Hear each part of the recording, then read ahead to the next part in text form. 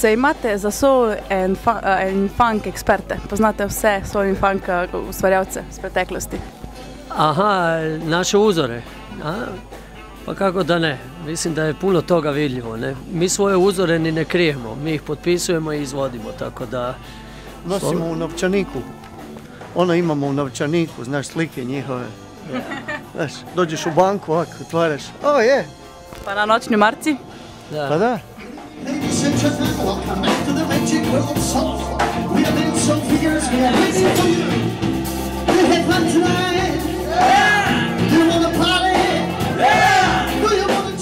Kako mislite, da se razlikuje ta funk glasba iz preteklosti, ki jo vi sedaj izvajate, in mogoče sodobna funk glasba, ki se meša z elektroniko oziroma nek hibrid?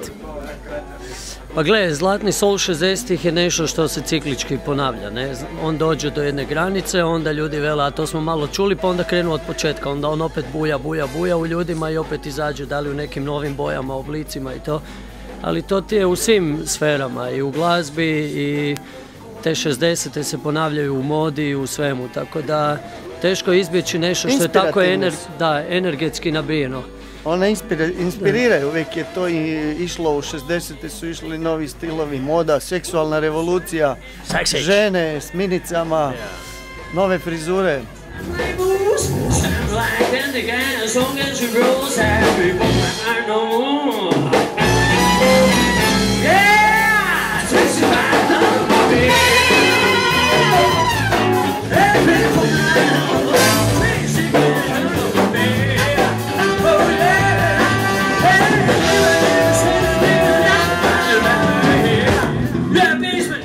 Imali smo jednom na bini veliki onaj, kako bi rekao, ko ormar, kao jedan pano, kao koji je služio za preslačenje.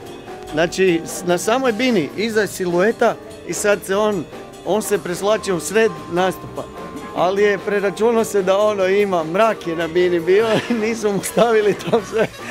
Pa je to trajalo. Ali slušaj, kad imaš dobar band, i tako 5 minuta. To će 2 minute, minuta i pol, 2, brzo će on. Ali dobar je. A ono, znaš što ne viče?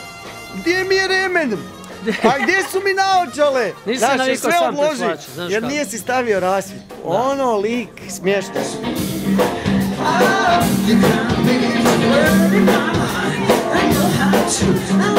Shine.